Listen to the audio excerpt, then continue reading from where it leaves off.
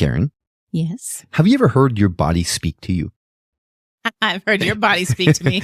Hey, that was private information. Wow, that's a loaded question. Well, I guess it won't come as a surprise to you then to know that our bodies talk to us all the time and not in the way that you're talking Okay, about. You're not talking about hunger, stomach growling, or anything Flatulence. like that. No, nothing like Burping, that. Absolutely not. sneezing. Okay. Yeah, no. No. In fact, our bodies are talking to us all the time, but we're just not really good at listening. Okay. Now, what if I told you that your body has the ability to tell you exactly what you need and when at all times? Well, I wish it would tell me more clearly.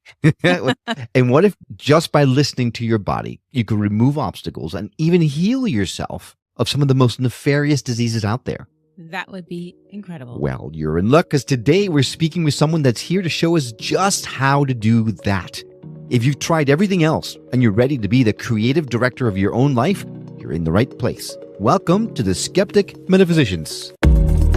My name is Will. And I'm Karen. And unlike Mulder and Scully, we both want to believe. So we've embarked on a journey of discovery. We've talked to people deeply entrenched in the spiritual and metaphysical world. We've thrown ourselves into weird and wonderful experiences. I even joined a coven of witches. And wait, you joined a coven? Yep, all in the interest of finding something. Anything. That will prove that there's something beyond this physical, three-dimensional world we all live in. This is the Skeptic Metaphysicians.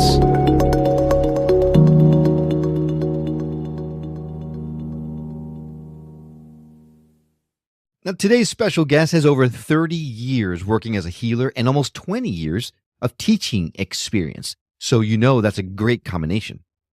That she's combined several different healing modalities to help spiritual people identify and remove blocks that are holding them back from creating their healthiest, most successful selves. And it all starts with listening to the clues that our bodies are giving to us. Now, there's no way to really succinctly explain what she does and how it helps people. So I'm just going to let our guest explain herself. Welcome to the show, Jillian Schleger. Hello. Thanks for having me. Now, we are excited to have you. We should set the table really quickly, let everybody know you actually graciously gifted each of us a session of your healing technique. And we're going to talk about that a little bit later. But first and foremost, let's us understand what exactly did I talk about when I said that our bodies speak to us? You were talking about applied kinesiology or muscle testing. And what are those? Yeah, can you go into a little bit more detail? So applied kinesiology was actually developed by a chiropractor in the 1960s. He noticed that when he was talking to his clients and talking about something positive or true, their muscles were strong. And when he was talking about something that was not true or they were fibbing about something, the answer was no to a question, their muscles went weak. And this is across the board. So our bodies will say yes to us all the time or no to us all the time. And there is a way to listen, and that way is muscle testing. Okay. So it's not like your body, a little voice in your body is saying, or no, it's actually you have to do something. You have to test your body by doing something that allows your body to speak to you through the language of the body, which is physicality. And Right. you're not talking about like getting butterflies in your stomach or something like that, or are you as well? That can be. I think butterflies in the stomach for us could actually be a no or a yes. A what? A no or a yes. Oh, a no or yes. Yes, I thought you said a norious. I was like, ooh, that's a new term. I haven't heard of it before. The same thing. I'm like, Ooh, what is put in the spot. Okay, so then you physically have to ask your body, does this taste like chocolate? And it'll tell you no if you're eating vanilla. But you're not talking such minute things. You're talking about like, is this good for me or not? That kind of thing, right? Right. Yes. We want to be the conscious creator of our lives.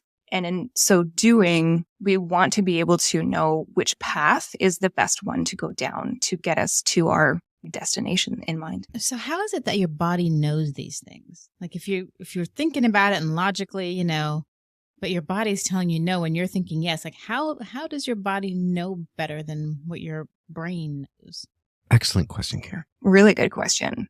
Our brain is usually aligned and agreeing with stories, facts, in quotation marks, from other people. So we think that we should grow up and be a police officer like our mom or dad, or join, be a doctor. But really our soul's mission is to be a chiropractor or a librarian or something different. Okay. And so then like your body, it's like its own, your physical body is its own kind of consciousness that sometimes doesn't communicate with your brain consciousness. Yeah. Our brain is like a computer. And what Dr. Joe Dispenza says all the time is our body is our subconscious mind. Okay. I get that. That makes sense. But sometimes it's just so hard to trust your subconscious mind or your body. You know, like if you're not doing like the muscle testing that you're talking about, how would you know? I guess you wouldn't know. I guess that's why we're all screwed up. That's why we're here, right? To talk about that, because people you can't always trust your intuition because it's your brain speaking. It's your ego. It's your mask that you're wearing. Your body, however, there's more than just your subconscious. Your body is your physical reality. Right. So when people say trust your gut, and really trust your body, right. It makes sense. Mm. And getting back to the butterflies, if we're trusting our gut, oftentimes if you're on stage or you're about to go on stage to give a speech or to, do a podcast or do something where you're maybe a little nervous and you get those butterflies in your stomach and somebody says to you, don't be afraid. They're assuming that that physiological reaction is fear, but maybe it's excitement. How do you tell? Mm-hmm. By muscle testing. You can tell by muscle testing. Yeah. So how does the muscle testing process work? I know you met with Will first and you kind of went through a session with him. His experience was a little different than mine. So let's talk about his first. How did that? That's what's beautiful about this, because it's different with everybody. And we had a conversation before hitting record, and you said, how much can we share? And I want to share everything, about as much as you guys want to share. Right. I don't know. Everything is a little much. Wait a minute. What did you talk about? Well, no, she's just a flat out like, I want to share everything. Well, let's keep some things private, because not with our session. Our session, everything that we talked about is perfectly fine. In fact, by the time people listen to this, if you haven't listened to a previous episode and talked about the cancer that I was fighting, this might be the time that you find out. In fact, in order to touch on that, we should mention the fact that you are a cancer survivor as well. And through a course of several different things that happened, it brought you to learning this modality, right? Yes, absolutely. So then when you and I spoke about my immediate problem, which was prostate cancer, one of the things that really stood out to me was the fact that you said, when you remove the energy from something, it can't survive. So essentially what we did was we removed the energies around that thought process, and therefore that wasn't able to exist. Now, spoiler alert, my latest biopsy showed all benign, right? You couldn't see anything. I'm not necessarily saying that this is the reason, but my question to you, because we did it not very long ago, could it have worked that quickly, or is this something that probably people have to wait months and years of applying this technique before something as severe as cancer would go away? I think it depends on the person and your belief and your ability to be open to change. I had cancer in the past. I also had something called hidradenitis, which is, cancer's nasty, but this is nasty as on a totally different level. It's where the tissue of the skin or tissue underneath the skin starts to eat itself. It's almost a flesh-eating disease. And no one really knows what it is or why it occurs. And I had it on and off for years. And I finally just got really sick of no answers. So I just tried to pull the energy out of it. And within a very short amount of time, it went away. It dissolved and it did not come back. And this is something you had for years. Years. Yeah. Yeah. And that's one of the interesting things I found about your modality is that it's really about visualizing, but with an emotional connection to it. You look at something that you're emotionally connected, there's an energy behind it, and then you physically, through visualization, physically kind of bring it down to, I mean, the way we talked about it was like a dial, like from 1 to 10, and you just take that dial, if you're feeling a 10, just drag it down to a 1, and then you see, is it still there? Is it gone? How do you feel? Is the anxiety still there? What number is it at? And it's really, you learn to intuitively listen to your body without having to actually do the muscle test. And we'll go over the little trick that you gave us to do the muscle test in a minute. But what I can tell you is that there was a situation that the energy behind what happened at 3 years ago or whatever, when I was diagnosed, that was high energy, high anxiety. Mm-hmm. And when I physically used that dial to bring it down, it was a little stubborn. It came back to probably like a 8 or 9. And it hopped back up to a 5, forced it back down to a 0. And eventually it seemed like it was right around there, like 1, 2, 3 area, which was great. But then the added benefit, if nothing else, is that suddenly that anxiety, that those emotions I had in me were a lot less than it was when we first started. So this thing is really good for lots of different things, right? It's not just, now let's put in the disclaimer, this does not substitute you talking to your medical doctor and the whole deal, but this could potentially help you to heal some stuff, but also it can help with subconscious blockages that you have as well. Yeah, that's the most fun. I think with creating our own reality, we get this tool, and there's a lot of modalities that talk about theater of the mind or using something in front of you that you're looking at, like a frame in the Silva method. By using the kinetic divination tools, we're showing our body, our mind, our subconscious, this is what's in my life, but I would like this instead. So with the body as a subconscious mind, we're actually showing the subconscious, I want this, but I want that. Can I just say that I love that term, kinetic divination? I think I mentioned to you during our session too. It's a very cool term. I had a lot of struggle with that name. A lot of struggle? Yeah. Why is that? Because I want it to be open for everyone to be comfortable to use these tools. And I think there may be some people who go, divination. Actually, story. I moved to Nova Scotia from Ontario, and a family member said, well, there's a health and wellness expo.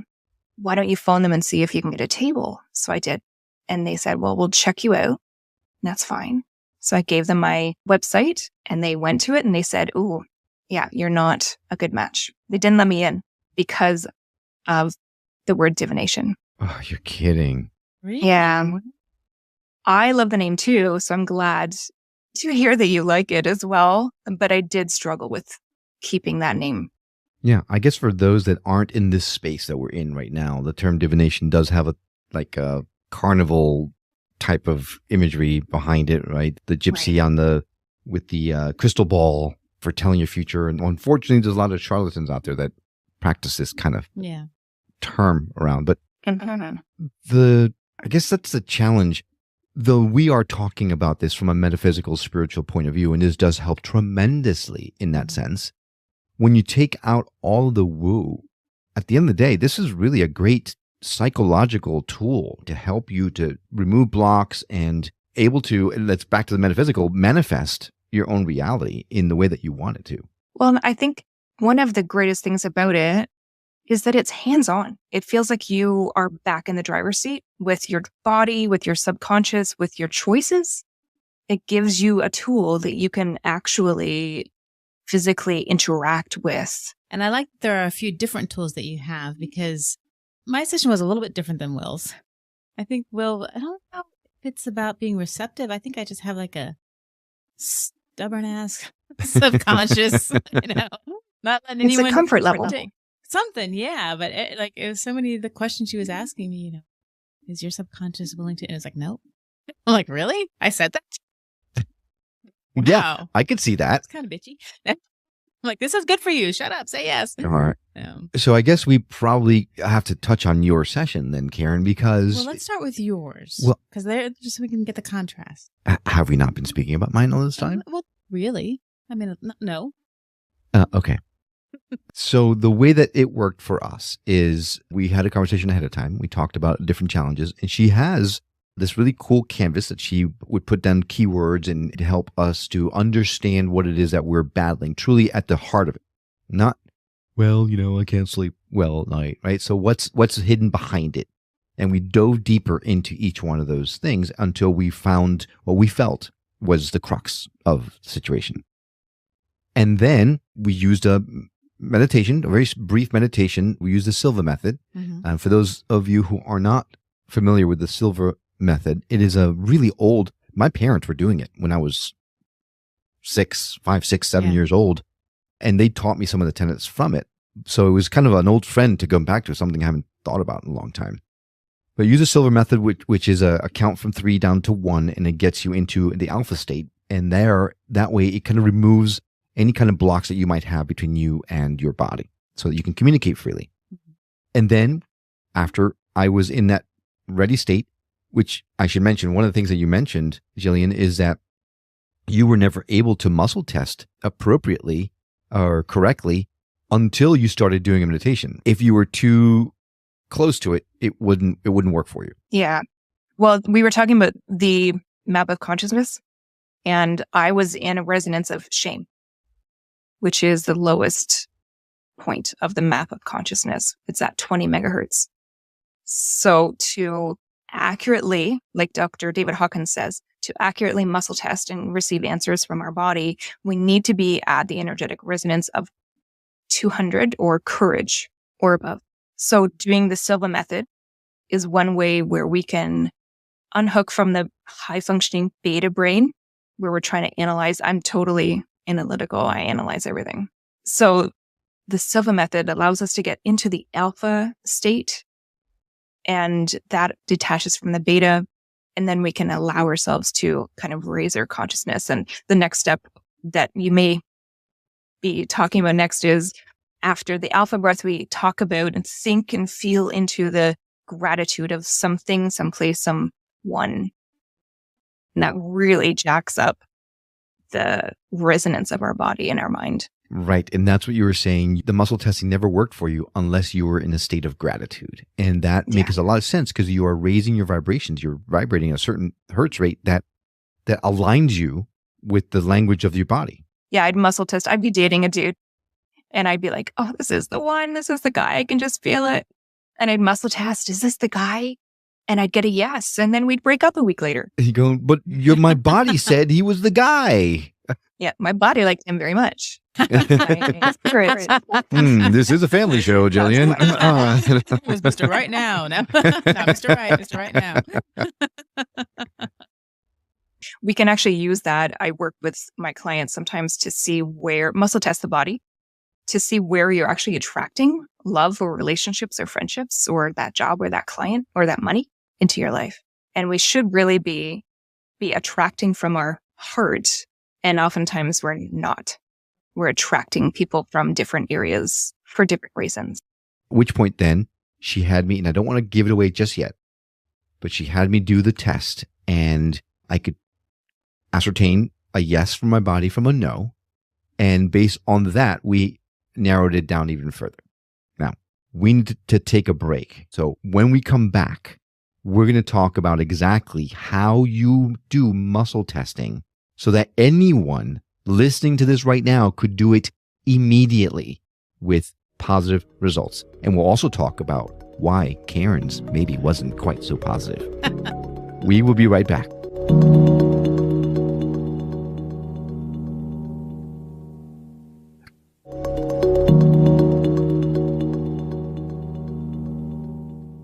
We're back on the Skeptic Metaphysicians. Today we're talking to Jillian Schleger, who is an expert kinetic divinator. How did you like how I twisted that around a little bit? I liked that. Is it divinator? Yeah. Divinator, diviner. Diviner? Diviner, that's what I know. It just reminds me of Never mind. We're talking about muscle testing and how our body speaks to us. By speaking and being in contact or in tune with our bodies, we can actually help remove a lot of blockages that are keeping us back, not just physically, but mentally and psychologically as well. And right before we went to the break, we teased that we were going to teach people how to muscle test. So before we go into Karen's session, let's go ahead and put it out in the open. How does someone go about testing themselves right at home right now? Yeah. So right now, and you guys can pause this, take a minute, and do some deep breathing to connect with your body. Deep breath in, relaxing, exhaling, and visualizing and repeating. Breathe 3 times.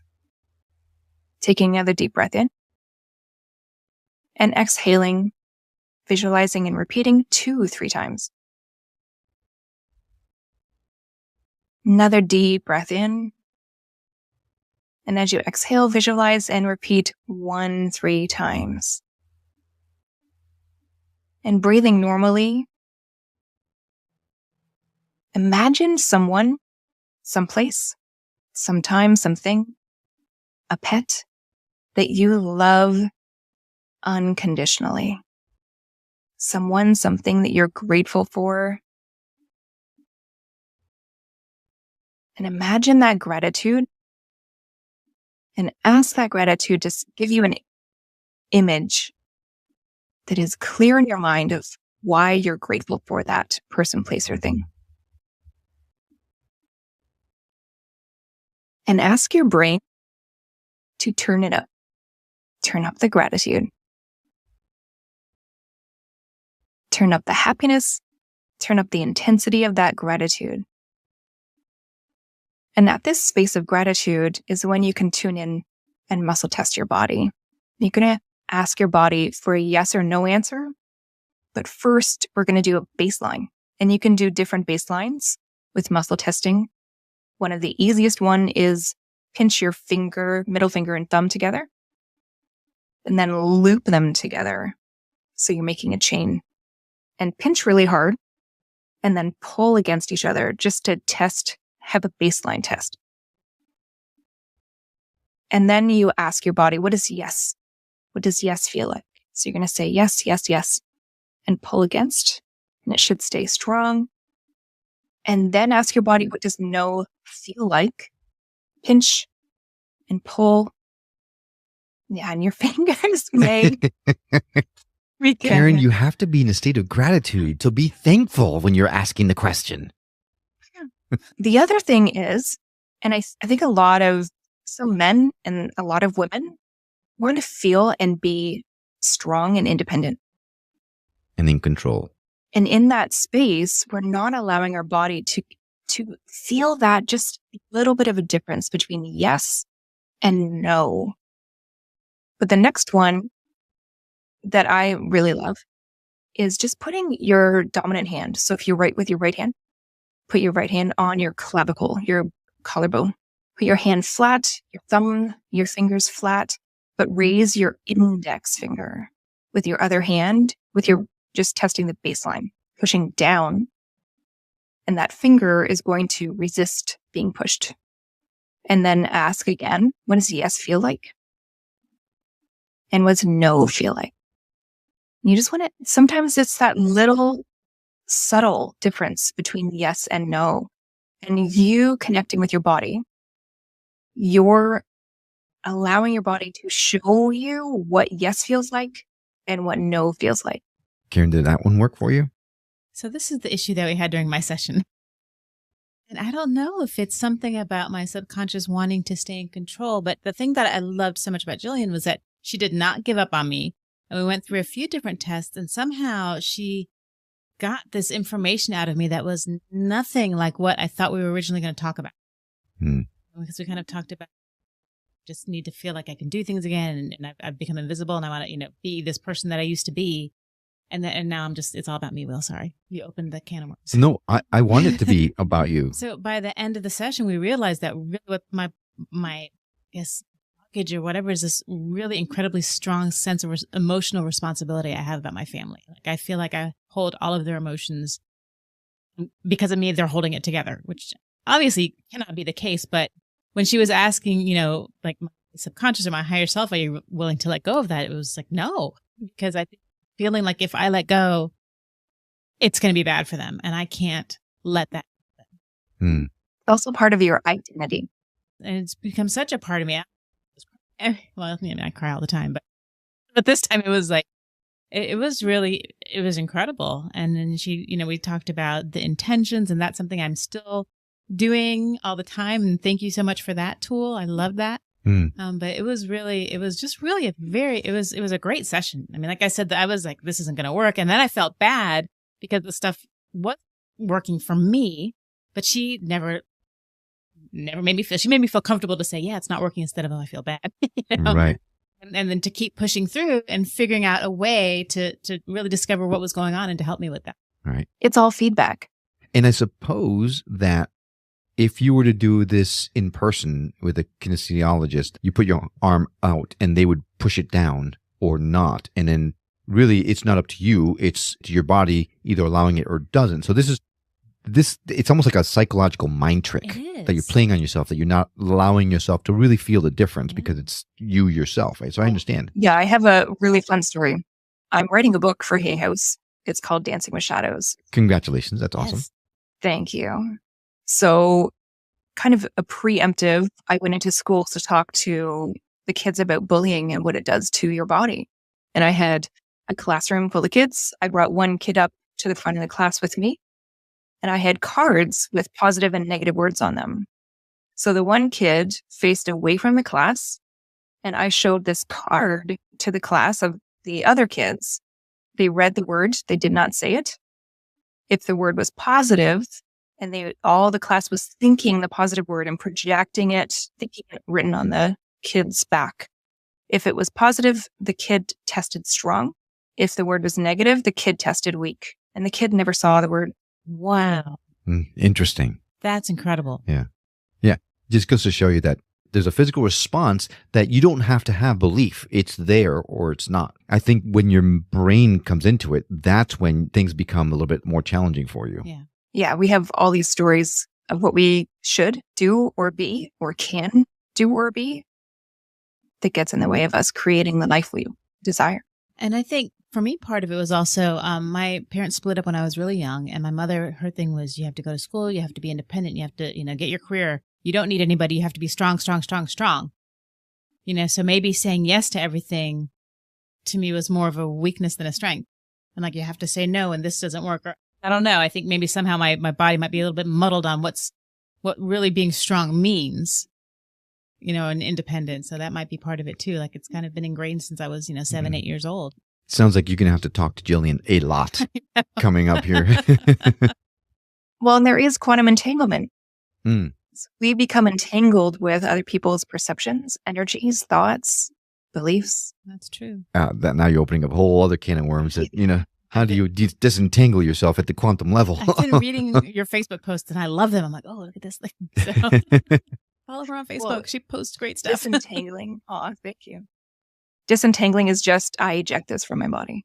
Yeah. And you bring up that term that I wanted to bring up because it was so cool. We both agreed that when you used it with us, we both just lit up, right? When we had, one of the things we talked about is empathy and taking other people's energies or other things' energies into us that doesn't really belong there. Mm-hmm. And you said very simply, just when you're doing these types of exercises, it's a very simple phrase to tell yourself, and that is, I eject all outside energy.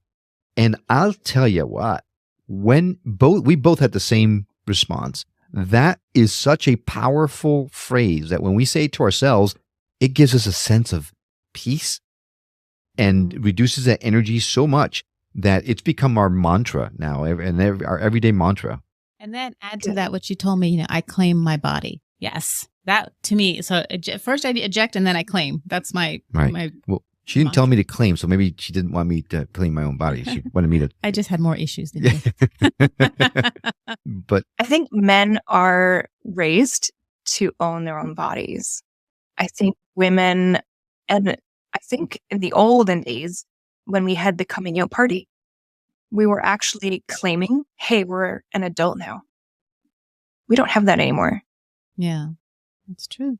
That's very true. Yeah. So then after we did the muscle testing and we got a baseline as to what was yes or no, then was the fun part. Then we started asking questions about that particular topic that we had narrowed it down to and saying, is this mine? Is this not? Is this, is that, whatever? And then depending on the answers, we then took it a step further. And that was the visualization process, right? And I loved your image of the big whiteboard. The number. With the number line on it. Yeah. And that's what I was talking about earlier, because my particular challenge was a heavy duty number like 910. The energy that was charged with such negative energies that with your help, you asked me to grab that energy in that timeline that was 910 and physically drag it down to a 1. And then you had different versions, right? One was the timeline that was straight across the whiteboard. The other one was like a pendulum chart. Thank you, pendulum chart. And and that's the one that helps me. That's the one I use as the pendulum chart. So I'm able to bring it and dial it down. And I guess maybe the act of dialing it down also psychologically helps me to really own it in that sense. Karen, did you use the same? I think the number line worked better for me. But it was, this is another thing. It was like, are you willing to give some, let go of some of this? Nope. So that responsibility, it did change. It did get better. I think my results might not have been as good as yours because my subconscious is much more stubborn. But yeah. But it definitely did make a significant difference for me. Yeah. In full disclosure, I was dealing with cancer, right? So I was very motivated to make this thing work. So because that motivation, whatever it took, I threw myself with abandon into this thing. Mm-hmm. And when the desire is there, I used that to quit smoking. Oh, wow. To quit smoking. Mm-hmm. Yeah. And I did it one time and it worked.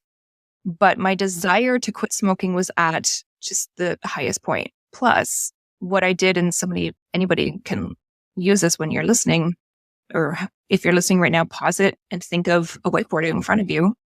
And just like we use the muscle testing with the finger, or you can use the arm for muscle testing, the whiteboard is muscle testing as well. But so on a quantum level, right? Because it's not, you're not doing anything. It's all in your mind. Yes, it is your mind, but it is your mind relaying a yes or no response to your body in all of muscle testing. So even with a pendulum and any divining tool is muscle testing. Right. You actually mentioned, and I forgot, you had mentioned that some people get to the point where they don't actually have to do muscle testing, right? You can actually divine it. You intuitively know what the answer is. As you started asking questions, is your energy here, is it there? I kept asking, but after a while, I would instantly know. And you also did a yes or no. So which one was lit up for me when you asked a question? And it's one of these things, it's so subtle and so fast that if you think about it, you're going to get the wrong answer, right? It's got to be something that is just an immediate answer. What is the first answer that comes to mind? And I was able to jump into it. Now, people say I'm claircognizant. So that might be something that helped, but I suddenly started being able to intuit the answer, and it seemed to have worked well for me. Yeah, I think using these tools again and again will strengthen that. Well, I've been using it almost daily since then, so thank you. Yay. They're easy to use. I like that. It's not like, oh, I got to do this. It's like, oh, this mantra or this, visualization. And it helps a lot. Yeah, it sure does. Now, what kind of things can you use this for? Is there anything that you can't use it for? I think the stumbling block is when we are hyper emotional about something. That's when it kind of gets muddled. Yeah. That's when you need someone like you to help. Right. Yeah. And a lot of empaths. And this is why I'm very empathic. And I was told so many times growing up, stop being so emotional. And I thought when I was older, there has to be a reason. Our bodies are so smart. So there has to be a reason for these emotions. So this is a way that we can use our emotions as feedback. But if we're highly emotional about something, so yesterday I couldn't find my cat and I had seen a car outside my neighbor's house yesterday afternoon, and I thought I heard them say, "Oh, we'll just take him. We'll put him in the car and we'll take him."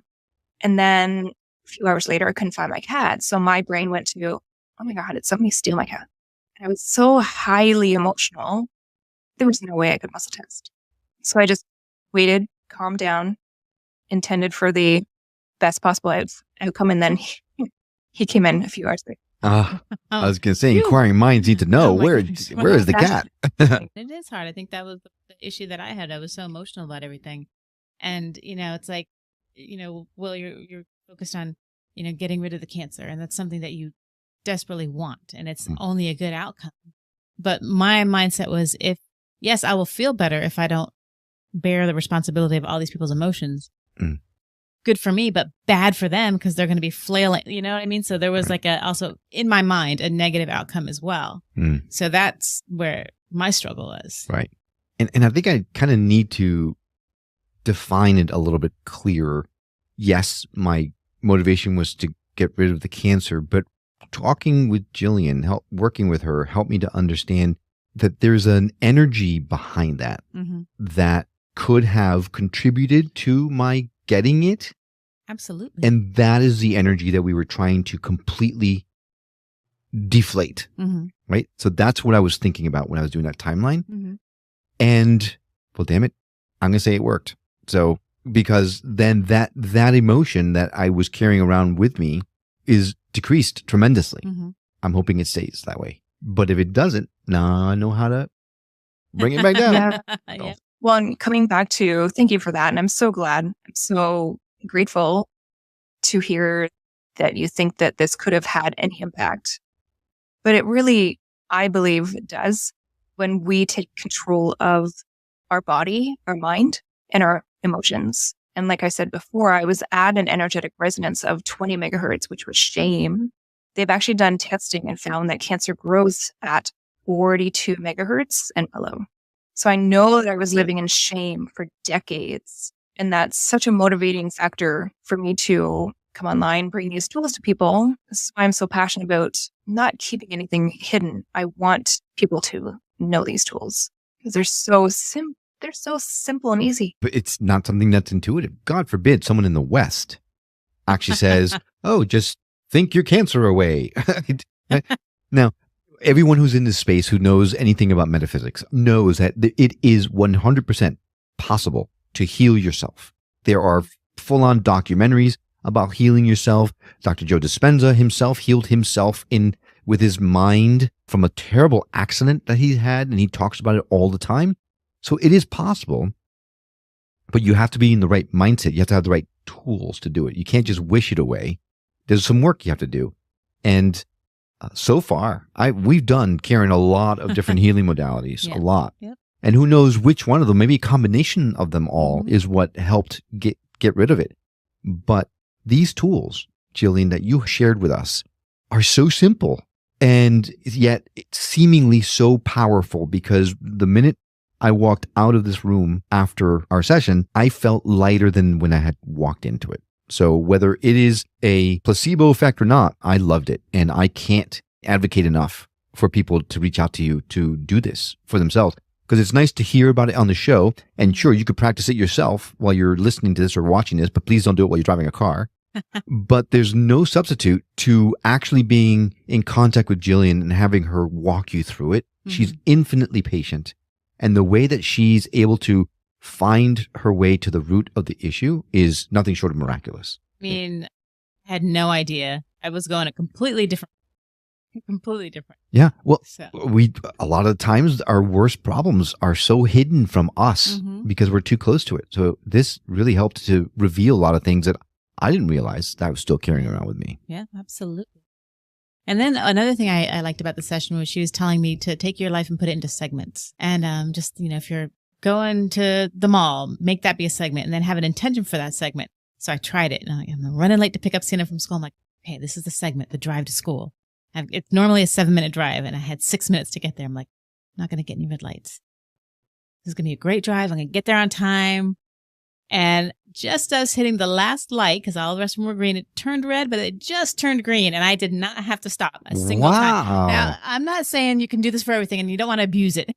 That's the thing. I'm like, oh, I can't do this every time.